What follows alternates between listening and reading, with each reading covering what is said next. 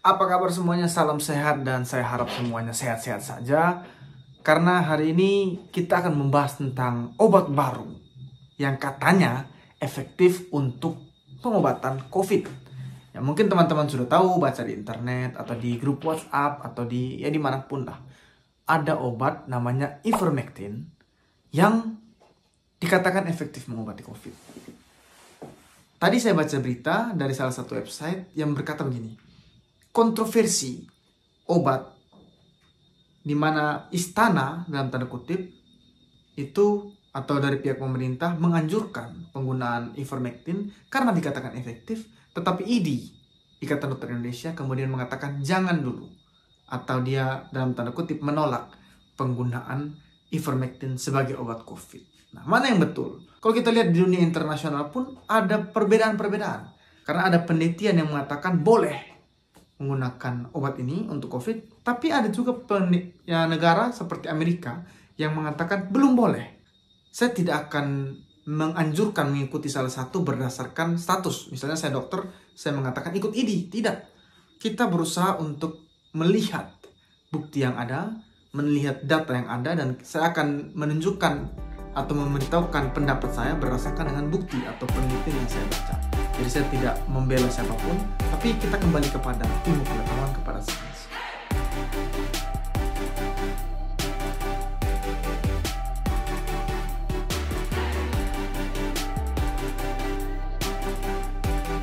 Pada dasarnya kalau tanpa pengetahuan siapapun bisa ngomong apapun.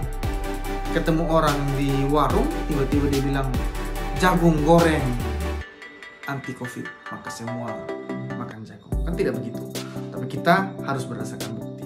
Pertama-tama kita harus tahu dulu ivermectin itu apa sih? Nah, ivermectin ini bukan obat baru. Obat yang sudah lumayan lama, tapi selama ini digunakan sebagai obat anti cacing atau anti parasit.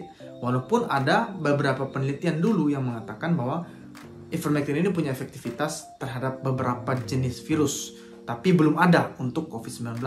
Tapi karena dia sudah punya efektivitas menurunkan beberapa jenis infeksi virus, makanya dikatakan, oh mungkin untuk COVID ini juga bisa menurunkan angka virus, jumlah virusnya, sehingga digunakan untuk pasien COVID. Nah, ini seperti beberapa waktu yang lalu kita lihat ada dexamethasone yang ternyata katanya digunakan untuk COVID.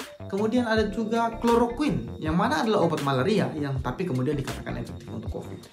Nah, kembali lagi, kalau kita mau mengatakan bahwa si ivermectin ini efektif atau bermanfaat untuk COVID, kita harus melihat beberapa hal. Yang pertama, efektifnya seperti apa? Seberapa efektif? Yang kedua, kalaupun dia efektif untuk siapa? Untuk pasien COVID yang gejalanya berat, atau untuk pasien COVID yang tidak ada gejala atau yang gejala ringan? Karena itu berbeda-beda. Misalnya kayak kemarin dexamethasone, ternyata hanya efektif untuk yang gejala berat. Jadi kalau orang tidak bergejala tidak usah dikasih dexamethasone. Kalaupun nanti dia efektif, berapa lagi dosisnya?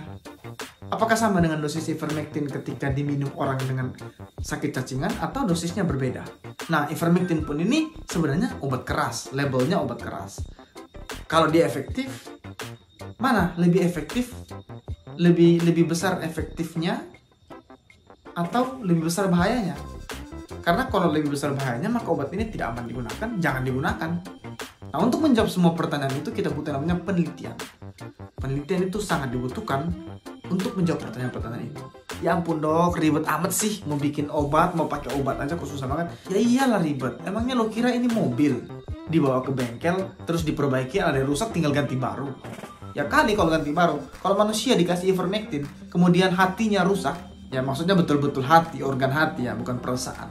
Nah, hatinya rusak, terus onderdilnya mau cari di mana? Di mana spare partnya? Hatinya mau diganti di mana? Ya tidak bisa.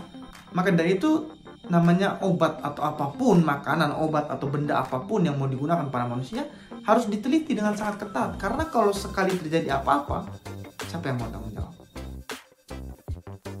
Begitu proses, namanya obat apapun itu prosesnya memang seperti itu ya, harus diteliti.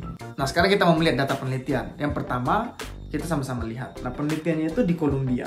Di Columbia ini dilakukan penelitian pada lebih dari 400 pasien. Jadi, pasien dengan gejala ringan. Ada 400 lebih dibagi dua. Nah, yang kelompok pertama ini dikasih ivermectin. Kelompok sebelahnya dikasih obat kosong atau tidak ada obat lah. Setelah diteliti, Hasilnya apa? Ternyata tidak ada perbedaan hasil terapi pada kedua kelompok ini. Jadi pada penelitian pertama ini di Kolombia ini pada 400 lebih pasien ternyata sama saja pasiennya pasien gejala berat. Penelitian kedua di Spanyol itu dilakukan pada 94 pasien, yang mana pasien ini diterapi sama dibagi dua kelompok juga, kemudian dievaluasi selama 28 hari. Setiap hari itu ditanya keluhannya apa, diperiksa secara pemeriksaan fisik, kemudian pada hari ke-7 dan 14 diperiksa swab untuk dilihat swabnya, dan pada hari ke-4, ke-7, ke-14 dan 21 diperiksa darah lengkap dan pemeriksaan lain yang mendukung. Jadi sangat ketat prosesnya, pemeriksaannya sangat ketat. Nah, didapatkan hasilnya tidak ada perbedaan antara kelompok yang mendapat ivermectin dibandingkan kelompok yang tidak mendapat ivermectin. Jadi nihil. Penelitian ketiga di Barcelona, kali ini sampelnya lebih sedikit, cuma 28 orang, karena memang yang diteliti sekarang yang gejala berat. Kalau yang tadi gejala ringan, sekarang gejala berat. Dan sama, dari 14 ada 28 orang yang dibagi menjadi dua kelompok. Kelompok pertama dan kelompok kedua tidak ada perbedaan yang signifikan. Jadi kesimpulannya dari penelitian-penelitian yang sekarang sudah ada, itu belum ada bukti bahwa ivermectin ini efektif untuk COVID gejala ringan. Kenapa saya bilang gejala ringan? Karena ada penelitian lain, yaitu suatu meta-analisis. Kalau teman-teman tuh suka baca penelitian, meta-analisis itu penelitian yang sangat bagus karena dia itu akan menganalisis berbagai penelitian yang sudah ada. Nah, dia melakukan analisis terhadap penelitian-penelitian ivermectin pada kondisi COVID berat, dan didapati bahwa kalau COVID-nya berat, ternyata ada sedikit penurunan angka kematian. Jadi sampai saat ini ivermectin itu belum digunakan di luar negeri, digunakannya untuk rangka penelitian, dan kalaupun digunakan itu baru ada sedikit bukti yang menyatakan bahwa dia efektif untuk pasien yang gejalanya berat. Kalau gejalanya ringan tidak perlu karena tidak ada bukti. Orang tanpa ivermectin pun makan cukup, gizi cukup, orang-orang tanpa gejala itu mereka akan sembuh dengan sendirinya.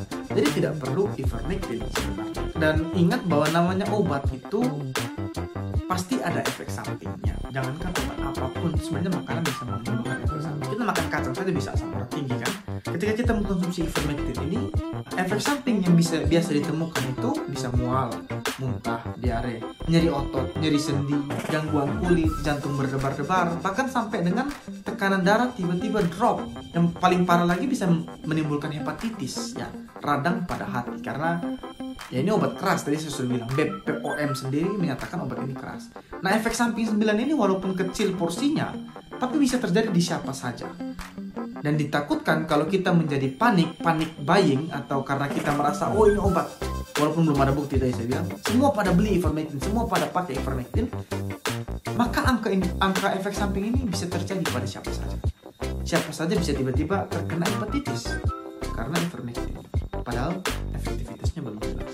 Jadi itulah yang selalu saya bilang, sama seperti kasus dexamethasone kemarin di video saya lama, kalau teman-teman mau lihat. Jangan panik buying, jangan begitu ada satu berita bahwa dexamethasone punya potensi, sama seperti ini, ivermectin punya potensi untuk menolong pasien COVID berat. Namanya potensi, ya belum diteliti. Jadi jangan kita buru-buru beli, buru-buru minum, walaupun tidak ada gejala COVID-nya minum, sehingga tiba-tiba kita kena semua efek samping. Sebenarnya yang harus kita lakukan ketika mendengar bahwa di sini ada ivermectin yang katanya obat baru, itu adalah dengan menanyakan kepada yang berwenang. Sama seperti ketika kemarin dexamethasone, kita menanyakan kepada yang berwenang. Nah, siapa yang berwenang dalam hal ini untuk menyatakan obat ini boleh dipakai? Di Indonesia namanya BPOM. Kalau di Amerika namanya FDA, Food and Drug Administration. Itu isinya top lah, profesor, doktor, ya ahli-ahli lah. Intinya dalam BPOM itu sudah orang-orang yang memang ahli dalam mengerjakan tugasnya. Mereka adalah lembaga yang dipercaya negara untuk memastikan keamanan dan efektivitas dari obat, termasuk vaksin. Makanya kemarin saya bahas vaksin, saya sebut BPOM. Nah, obat ini pun BPOM. Jadi kita lihat saja apa kata BPOM. Kalau teman-teman, saya lampirkan banyak penelitian yang saya sebut di sini, ada di deskripsi kalau mau baca. Gampangnya kalau teman-teman tidak punya waktu untuk membaca literatur yang banyak, cukup tahu kepada siapa kita harus mencari informasi terpercaya. Dalam hal ini BPOM, berkaitan dengan obat itu BPOM. Nah, kita lihat apa kata BPOM. Nah, ini saya ambil dari Instagram resmi BPOM. Mumpung lagi bahas Instagram, sekalian teman-teman jangan lupa follow Instagram saya @dskomesa. Kalau teman-teman mau follow di situ, ada banyak juga informasi-informasi kesehatan yang bagus juga di situ. Nah, dari Instagram resmi BPOM itu saya mendapatkan 4 poin penting yang saya harus sampaikan. Yang pertama, seperti saya bilang tadi, ivermectin obat keras. Artinya sebenarnya tidak boleh dijual bebas. Makanya di poin kedua yang saya mau sampaikan berdasarkan Instagram BPOM itu adalah bahwa ivermectin hanya dijual dengan resep dokter dan harus dibeli di fasilitas pelayanan kesehatan yang resmi. Tapi namanya Indonesia, obat keras saja bisa dibeli di warung. Dexamethasone pun itu sebenarnya dulu obat keras yang beberapa waktu lalu katanya bisa mengobati COVID. Chloroquine yang obat malaria itu juga katanya obat keras, tapi ternyata bisa dibeli juga dengan bebas. Ya namanya, saya juga bingung di Indonesia ini obat-obat keras malah bisa dibeli di mana saja. Karena saya bertanya, ini obat atau kacang goreng, obat atau jagung bunga? Ya, kok bisa dibeli di pasar, bisa dibeli di warung dan dimanapun sesuka hati. Nah, makanya BPOM sendiri bilang harus beli dengan resep dokter. Karena kalau beli dengan resep dokter itu akan dipantau. Ada apa-apa, konsultasi kembali. Nah, kalau beli di warung, ada apa-apa, minum es teh manis susu. Ada apa-apa, minumnya teh botol susu. Poin ketiga dari BPOM adalah bahwa ivermectin masih belum ada bukti yang cukup untuk menyatakan efektivitas dalam pengobatan dan keamanannya, sehingga belum direkomendasikan untuk digunakan. Dan poin keempat adalah BPOM akan mengizinkan untuk dilakukan uji klinis. Jadi BPOM itu baru mengizinkan uji klinis, bukan penggunaan luas. Maka akan diteliti ya, di Indonesia bagaimana efeknya, bagaimana keamanannya. Saya tidak tertutup kalau seandainya kemudian hasilnya mengatakan bahwa ternyata efektif dan aman, silakan digunakan sesuai indikasi dalam pengawasan, sesuai aturan. Tapi kalau belum, jangan meresikokan diri kamu hanya untuk mencoba-coba sesuatu yang belum terbukti. Ya begitu. Terus kalau untuk pencegahan bagaimana? Ya untuk penyakit yang sudah jelas dengan gejala ringan, positif dengan gejala ringan saja tidak dianjurkan. Apalagi untuk pencegahan COVID itu dengan melakukan protokol kesehatan, dengan memakai masker, ya kita jalani memakai masker, menjaga jarak, menjauhi kerumunan. Ya, itu posternya udah di mana-mana, kalian cari gampang lah dapat. Itu yang dilakukan. Jangan mau jalan pintas berharap dengan meminum satu obat dewa kita menjadi kebal dan mengabaikan protokol kesehatan. Oh, that's wrong, that's not medic. Medis itu berdasarkan bukti, dan sampai sekarang cara paling efektif adalah dengan melakukan protokol kesehatan. Jadi pencegahan COVID bagaimana? Ya lakukan protokol kesehatan. Dan ivermectin bukan solusi untuk pengobatan, apalagi pencegahan. Dan jangan lupa berdoa. Ya, sampai di sini salam sehat. Tetap lakukan protokol kesehatan dan kita lawan pandemi bersama.